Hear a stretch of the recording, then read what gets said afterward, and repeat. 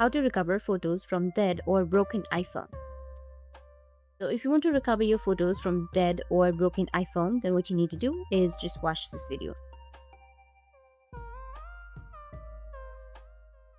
So if you want to recover without backup, then we can launch the dback. It can help you fix your phone and recover your lost photos.